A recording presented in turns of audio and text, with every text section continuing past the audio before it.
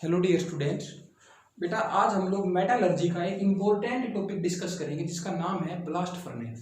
बेटा blast furnace के अंदर हम लोग क्या करते हैं, आयरन के और हेमेटाइट से प्योर आयरन का एक्सट्रैक्शन करते हैं। मतलब हमारे पास क्या होगा बेटा, आयरन का और होगा हेमेटाइट जिसका फॉर्मूला क्या होता है Fe2O3। वहां से मुझे आयरन को बाहर निकालना है, एक्सट्रैक्ट करना है, ये काम ब्लास्ट फर्नेस का होता है। बेटा ब्लास्ट फर्नेस देखो इस टाइप का एक इंस्ट्रूमेंट होगा बेटा, और इसकी हाइट क्या होती है, देखो बेटा ब्लास्ट फर्नेस की हाइट लगभग 60 to 70 मीटर से होगी। It is nearly 60 to 70 meter high. और ब्लास्ट फर्नेस के अंदर देखो बेटा, यहां से मैं क्या करता हूं, हॉट एयर को पास करता हूं। हॉट एयर यहां से ब्लास्ट फर्नेस के अंदर आएगी और अदर इनपुट्स बाकी सारी चीजें मैं यहां से डालूंगा। देखो ब्लास्ट फर्नेस के तीन पार्ट है बेटा, जहां से इनपुट डाल रहा हूं उसको मैं क्या बोलूंगा बेटा, यहां से मैं इनपुट डाल रहा हूं तो इस पार्ट को बोलते हैं थ्रोट। इसको क्या बोलेंगे बेटा, इसको थ्रोट बोलेंगे। और ये जहां पे डाइजेशन होता है बेटा उस पार्ट को क्या बोलते हैं, बेली। दिस इज कॉल्ड बेली। और जो बॉटम वाला पार्ट होता है ब्लास्ट फर्नेस का उसको बोलते हैं हर्थ। इसको बोलेंगे बेटा हर्थ। तो ब्लास्ट फर्नेस के तीन पार्ट मैंने बताए, सबसे ऊपर वाले पार्ट को थ्रोट, और जो बीच वाला पार्ट है जहां पे मेन रिएक्शंस होंगी उसको क्या बोलेंगे, बेली। और सबसे बॉटम पार्ट को बेटा हर्थ बोलेंगे। और यहां से बेटा हॉट एयर हमने अंदर की तरफ ब्लास्ट फर्नेस में सप्लाई करी, और इस जोन को बोलते हैं टोयर्स जोन। जहां से हॉट एयर को मैंने डाला है, इस जोन को क्या बोलेंगे बेटा, टोयर्स जोन। टोयर्स जोन। अब थ्रोट के अंदर से बेटा क्या क्या इनपुट्स हम लोग डालते हैं, एक तो हेमेटाइट, और हेमेटाइट का फॉर्मूला क्या होता है बेटा Fe2O3। और इस ओर में बेटा इंप्योरिटीज क्या होती है, सॉलिड फॉर्म में होगा। इसमें इंप्योरिटीज क्या होती है बेटा, सिलिका की इंप्योरिटी जिसके अंदर होती है। यहाँ पे SiO2 क्या है बेटा, SiO2 is, these are impurities. और इसके साथ में डालूंगा बेटा Coke. Coke is impure form of carbon. और उसके साथ में क्या डालूंगा बेटा, लाइमस्टोन। लाइमस्टोन का फॉर्मूला क्या होता है, it is calcium carbonate CaCO3। ये सारे मैंने इनपुट डाले ब्लास्ट फर्नेस में। अब सबसे पहले रिएक्शन देखो बेटा क्या होगी, कार्बन जो है ये कोक से जो कार्बन आया वो नीचे आएगा और हॉट एयर के साथ रिएक्ट करेगा। और हॉट एयर के साथ वो किस तरीके से रिएक्ट करेगा, सबसे पहले रिएक्शन को देखो बेटा ध्यान से। सबसे पहली रिएक्शन क्या होगी कि कार्बन जो बना, जो ऊपर से कार्बन आया वो ऑक्सीजन के साथ रिएक्ट करेगा, ऑक्सीजन गैस के साथ, and it will form CO2 gas plus heat। अब हीट बाहर निकली, मतलब ये रिएक्शन कैसी है बेटा, दिस रिएक्शन इज एक्सोथर्मिक। अब देखो बेटा ये जो CO2 बन गया ये दोबारा से, अब देखो यहाँ पे काफी ज्यादा अमाउंट ऑफ हीट जो है बाहर निकली है बेटा, इसीलिए जो ये वाला पोर्शन है बेटा इसका ब्लास्ट फर्नेस का, इसका टेम्परेचर होगा very high, nearly equal to 1800 degree celsius. अब देखो बेटा इससे ऊपर की तरफ अगर मैं बढ़ूंगा तो जो ये कार्बन डाइऑक्साइड गैस बन गई, ये एक कार्बन के मोलिक्यूल के साथ रिएक्ट करेगी, एटम के साथ, और क्या बना देगी बेटा, carbon monoxide, 2 moles of carbon monoxide gas. अब कार्बन मोनोऑक्साइड गैस मेरे पास बन गई है बेटा, लेकिन ये रिएक्शन कैसे होती है बेटा, दिस रिएक्शन इज एंडोथर्मिक। इस रिएक्शन में हीट की रिक्वायरमेंट होगी बेटा, दिस रिएक्शन इज एंडोथर्मिक। अब देखो हीट जो इसमें रिक्वायर्ड होगी वो कहां से आई बेटा, वो नीचे वाली रिएक्शन में जो हीट निकली, फर्स्ट रिएक्शन में जो हीट निकली, और उसमें से थोड़ी सी हीट सेकंड में कंज्यूम हो जाएगी। फर्स्ट में लार्ज अमाउंट ऑफ हीट निकलेगी, लेकिन सेकंड में उसके मुकाबले कम हीट रिक्वायर्ड होगी। तो अल्टीमेटली बेटा दोनों रिएक्शंस के अंदर अगर मैं सम देखूं तो हीट बाहर ही निकलेगी, क्योंकि फर्स्ट रिएक्शन के अंदर हीट का जो रिलीज है वो उसका अमाउंट ज्यादा है। तो देखो बेटा इन दोनों रिएक्शंस का अगर मैं नेट सम देखना चाहूं 1+2 रिएक्शंस का, 1+2 रिएक्शंस का अगर मैं देखना चाहूं तो क्या बनेगा, देखो बेटा अल्टीमेटली रिएक्शन क्या हो रही है, carbon solid plus oxygen gas, these are forming 2 molecules of carbon monoxide gas, और हीट यहां पे रिलीज हो रही है। अल्टीमेटली ये ओवरऑल रिएक्शन भी क्या रहेगी बेटा, overall reaction will also be exothermic. तो इस तरीके से देखो बेटा, और एक बात हो, जैसे जैसे इस ब्लास्ट फर्नेस में मैं ऊपर की तरफ बढ़ता जा रहा हूं वैसे वैसे टेम्परेचर कम होता जा रहा है। यहाँ पे हीट रिलीज हुई है तो टेम्परेचर वेरी हाई, लेकिन जैसे जैसे मैं हाइट पे जाता जाऊंगा टेम्परेचर के क्या होता जाएगा बेटा, कम होता जाएगा। अब ये जो मेरा रीजन है, यहाँ पे टेम्परेचर मान लेता हूँ 400 degree celsius to nearly 700 degree celsius to 800 degree celsius के बीच में यहाँ पे टेम्परेचर है। और इस टेम्परेचर, देखो बेटा, इस टेम्परेचर रेंज के अंदर क्या होगा, ये जो कार्बन मोनोऑक्साइड मेरा बना है ये ऊपर जाएगा, धीरे धीरे गैस है तो ऊपर उठेगी, गैस जो ऊपर उठी वो इस आयरन के इस ऑक्साइड के साथ Fe2O3 के साथ रिएक्ट करेगी। तो बेटा थर्ड रिएक्शन क्या होगी, देखो Fe2O3, ये थर्ड रिएक्शन है बेटा। This was first reaction and this is second reaction and this is third reaction. Fe2O3 it is in solid form, it will react with carbon monoxide gas and form Fe3O4 solid plus CO2 gas. ये जो carbon dioxide gas बन गई बेटा, ये यहां से बाहर निकल जाएगी, जो भी गैसेज बनेंगी सारी की सारी यहां से बाहर निकल जाएंगी। अब उसके बाद देखो बेटा, ये Fe3O4 जो है एक मिक्स्ड ऑक्साइड है, किस चीज का बेटा, इट इज एक्चुअली FeO.Fe2O3, ये इन दोनों का मिक्सचर है बेटा। अब फोर्थ रिएक्शन क्या होगी, देखो बेटा, ये जो Fe3O4 बन गया, Fe3O4 जो बन गया, ये दोबारा से it is in solid form, दोबारा से कार्बन मोनोऑक्साइड के साथ रिएक्ट करेगा and it will form FeO, it will form FeO solid plus दोबारा से CO2 गैस बाहर निकल जाएगी। और उसके बाद देखो बेटा फिफ्थ रिएक्शन में क्या होगा, ये जो FeO बन गया, FeO सॉलिड, ये दोबारा से कार्बन मोनोऑक्साइड के साथ रिएक्ट करेगा और क्या बना देगा, iron solid plus CO2 gas. आप लोग देख सकते हो बेटा, यहाँ पे टेम्परेचर कम, यहाँ पे ज्यादा, यहाँ पे और भी ज्यादा, यहाँ पे और भी ज्यादा, नीचे आ रहे तो टेम्परेचर क्या हो रहा है बेटा, बढ़ रहा है। यहाँ पे 400 था और नीचे 1800, क्योंकि हीट रिलीज नीचे हुई थी। जैसे जैसे डिस्टेंस बढ़ेगी टेम्परेचर कम होता जाएगा। तो ये वाली रिएक्शन स्लाइटली लेस टेम्परेचर पे हो रही है, ये थोड़ी सी ज्यादा, ये थोड़ी सी ज्यादा। अब देखो बेटा एक बात और बताता हूँ आप लोगों को, जो आयरन का जो रिडक्शन मैं कर रहा हूँ इसके लिए मैंने क्या रिड्यूसिंग एजेंट लिया बेटा, कार्बन मोनोऑक्साइड। तो लो टेम्परेचर पर नियरली 700 डिग्री सेल्सियस तक तो कार्बन मोनोऑक्साइड क्या होता है बेटा, गुड रिड्यूसिंग एजेंट होता है। लेकिन आप लोग एलिंगम डायग्राम जब भी पढ़ेंगे तो उसमें देख लेंगे कि एट हाइयर टेम्परेचर, देखो नीचे आ रहा तो टेम्परेचर क्या हो रहा है बेटा, हाई, तो हाइयर टेम्परेचर पर मैं FeO को रिड्यूस कर सकता हूं बेटा, किसके साथ, कार्बन के साथ, और इससे क्या बन जाएगा, Fe solid plus carbon monoxide gas, जो ऊपर कंज्यूम भी हो सकती है। मैं बोल रहा हूं कि लो टेम्परेचर के ऊपर, तो एलिंगम डायग्राम जब भी पढ़ेंगे तो देख लेंगे कि लो टेम्परेचर पर तो कार्बन मोनोऑक्साइड क्या कर रहा है, रिड्यूस, और थोड़े से हाई टेम्परेचर पर कार्बन सॉलिड रिड्यूस कर रहा है FeO को। तो बेटा देखो इस जोन के अंदर क्या हुआ है, Fe2O3 से आयरन चला गया Fe0 में, यहाँ पे ऑक्सीडेशन स्टेट +3, यहाँ पे ऑक्सीडेशन स्टेट 0। हर स्टेप में थोड़ी थोड़ी ऑक्सीडेशन स्टेट में क्या है बेटा, डिक्रीज आया आयरन, मतलब Fe जो है वो रिड्यूस हुआ है। इसीलिए इस जोन को क्या बोलते हैं बेटा, this is called reduction zone, this zone is called reduction zone. और यहाँ पे कार्बन का कंबशन हुआ है बेटा, कंबशन में जो हीट रिलीज हुई उसको हमने ऊपर सभी रिएक्शन में यूज किया, इसीलिए इस जोन को बोलते हैं बेटा कंबशन जोन, कंबशन जोन। आपको सारे रिएक्शंस को सीरीज में याद करना है कि पहले रिएक्शन कौन सी हुई, उसके बाद कौन सी रिएक्शन हुई, उसके बाद इस तरीके से याद करोगे तो आसान रहेगा।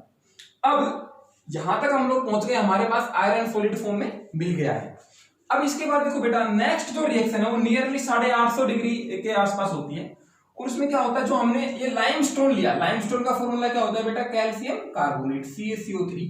इसका यूज क्या है बेटा, देखो लाइमस्टोन क्या करता है, ये जो इंप्योरिटीज है इसको हटाने में मदद करता है। किस तरीके से बेटा, limestone at higher temperature, seventh reaction की मैं बात कर रहा हूँ, कैल्शियम कार्बोनेट को जब भी मैंने हीट किया बेटा at higher temperature it breaks into calcium oxide plus CO2 gas, और ये CO2 गैस यहां से बाहर निकल जाएगी। ये बात कर रहा हूं बेटा मैं 800 डिग्री सेल्सियस से लेके 1000 डिग्री सेल्सियस तक के बीच में। और ये जो कैल्शियम ऑक्साइड बन गया बेटा, इट इज फ्लक्स। मैं आपको बता दूं फ्लक्स क्या होता है बेटा। कभी कभी अगर जो इंप्योरिटीज होती है उनको रिमूव करना अगर मुश्किल होता है, जैसे यहाँ पे SiO2 की इंप्योरिटी जो है उनको रिमूव करना मुश्किल है बेटा, तो उन इंप्योरिटीज को रिमूव करने के लिए हम लोग उनमें कोई केमिकल डाल देते हैं जो कि इनका रिमूवल आसान बना देता है। तो ऐसे केमिकल को मैं क्या बोलूंगा बेटा, फ्लक्स। यहाँ पे SiO2 जो है वो एसिडिक है, तो फ्लक्स मैंने कैसा डाला बेटा, बेसिक फ्लक्स डाला ताकि एसिड बेस की रिएक्शन हो जाए। तो ये जो फ्लक्स है ये इन इंप्योरिटीज के साथ क्या करेगा बेटा, रिएक्ट करके इनको आसानी से बाहर निकालने में मदद करेगा। तो 8th रिएक्शन जो होगी बेटा वो फ्लक्स और इंप्योरिटीज के बीच में होगी। Calcium oxide plus SiO2 they will form CaSiO3 बेटा। इट विल इस टेम्परेचर पर ये लिक्विड स्टेट के अंदर रहेगा। और ये इसको मैं बोलता हूं बेटा स्लैग। इसको क्या बोलता हूं बेटा, स्लैग। जब फ्लक्स और इंप्योरिटीज मिल जाते हैं तो क्या बनता है बेटा, स्लैग। और स्लैग को आसानी से बाहर निकाला जा सकता है। और एट 800 to 1000 डिग्री सेल्सियस के बीच में स्लैग जो बना है कौन सी स्टेट में रहेगा बेटा, लिक्विड स्टेट में। It is very light in weight. तो यहाँ पे इस जोन के अंदर क्या हुआ है बेटा, 800 to 1000 डिग्री सेल्सियस के बीच में क्या हुआ है बेटा, स्लैग फॉर्मेशन हुआ है। तो इसीलिए इस जोन का नाम क्या है, स्लैग फॉर्मेशन जोन। हर जोन का नाम उसके फंक्शन के हिसाब से रखा है, स्लैग फॉर्मेशन जोन। अब उसके बाद देखो बेटा नेक्स्ट जो स्टेप है उसमें क्या होता है, 9th रिएक्शन में ये जो मेरे पास आयरन सॉलिड बना, यहां तक आयरन क्या है बेटा, सॉलिड स्टेट में। देखो टेम्परेचर 700 800 पहुंच चुका है, लेकिन आयरन का मेल्टिंग पॉइंट नियरली होता है बेटा 1538 डिग्री सेल्सियस आयरन का मेल्टिंग पॉइंट होगा। तो जाहिर सी बात है 1500 तो टेम्परेचर पहुंचा नहीं है, तो यहां पर आयरन सॉलिड फॉर्म में ही हमें मिलेगा। तो उसके बाद जैसे जैसे टेम्परेचर 1500 डिग्री सेल्सियस के आसपास पहुंचेगा, 1500 से 1600 के बीच में, तो ये जो आयरन सॉलिड मेरा बना था, iron solid it will melt. Melting को हम लोग फ्यूजन भी बोल देते हैं। It will melt and forms in liquid state. और इस जोन को क्या बोलते हैं बेटा, फ्यूजन जोन बोलेंगे। इस जोन को क्या बोलेंगे,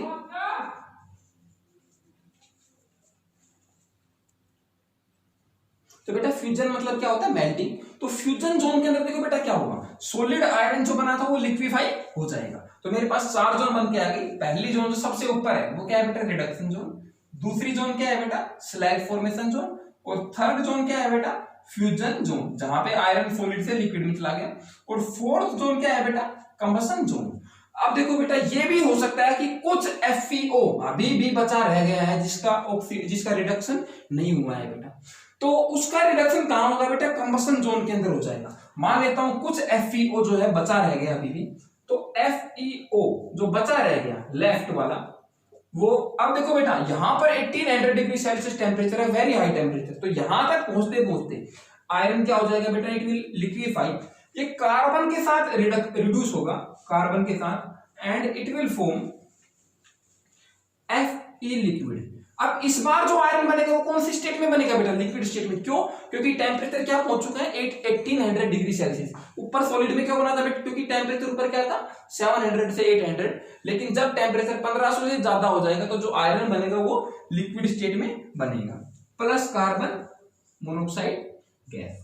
अब आप लोग पूछ सकते हो ये जो कार्बन मोनोऑक्साइड गैस है यहां से दोबारा ऊपर जाएगी, हो सकता है यहाँ पे रिएक्ट हो जाए, और अगर रिएक्ट नहीं होगी तो बेटा यहां से जितनी भी गैसेज बचेगी वो सारी इस वॉल्व से बाहर चली जाएगी। अब आप लोग पूछ सकते हो कि FeO का जो रिडक्शन है ऊपर तो मैंने किससे किया था बेटा, कार्बन मोनोऑक्साइड से, और यहां से किसके, यहां पर किससे कर दिया बेटा, कार्बन से।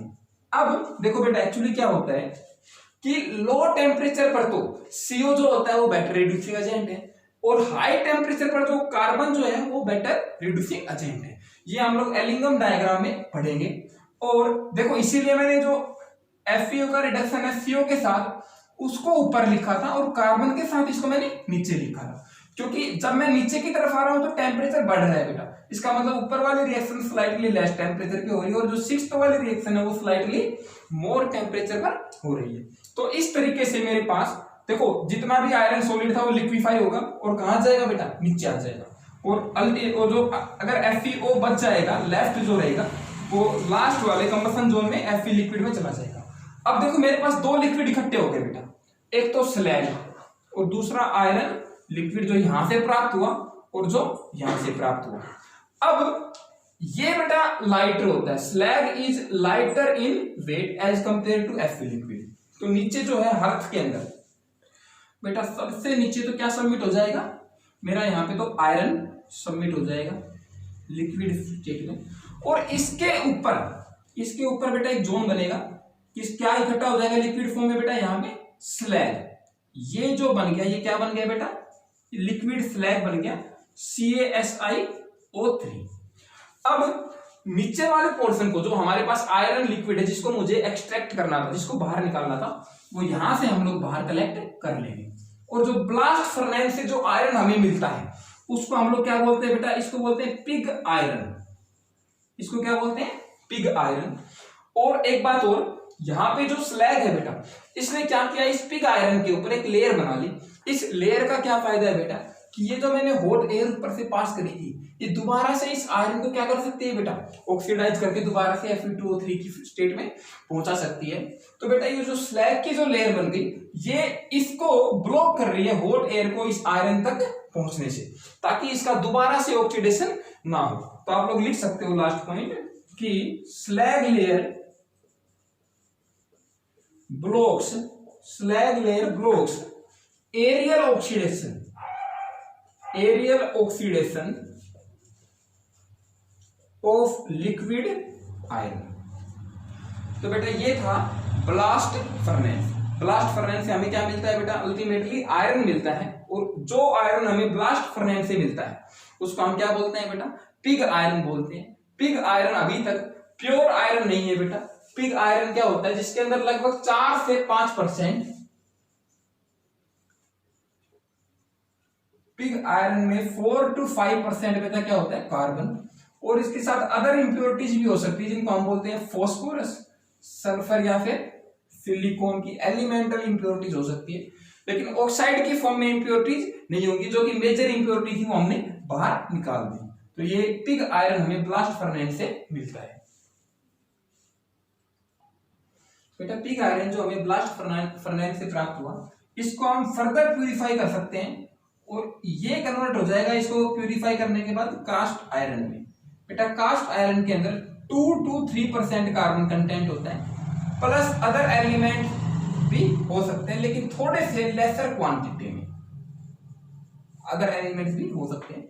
हम पिग आयरन का बार बार कार्बन रिडक्शन, मतलब मल्टीपल कार्बन रिडक्शन हम लोग इसका करेंगे, तो जाके मुझे मल्टीपल कार्बन रिडक्शंस के बाद ये कास्ट आयरन में कन्वर्ट हो जाएगा। और कास्ट आयरन को फिर से मैं प्योरीफाई कर सकता हूं आयरन की प्योरेस्ट फॉर्म में, जिसको बोलते हैं रोथ आयरन बेटा, जिसके अंदर 0.008% नियरली कार्बन होता है, प्लस नेग्लिजिबल अमाउंट में अगर इंप्योरिटीज भी हो सकती है। It is purest form of iron. Cast iron का अगेन अगर मैंने मल्टीपल कार्बन रिडक्शन, मतलब बार बार कार्बन के साथ इसका रिडक्शन किया, तो मेरे पास रोथ आयरन आ जाता है, जो कि प्योरेस्ट फॉर्म ऑफ आयरन है।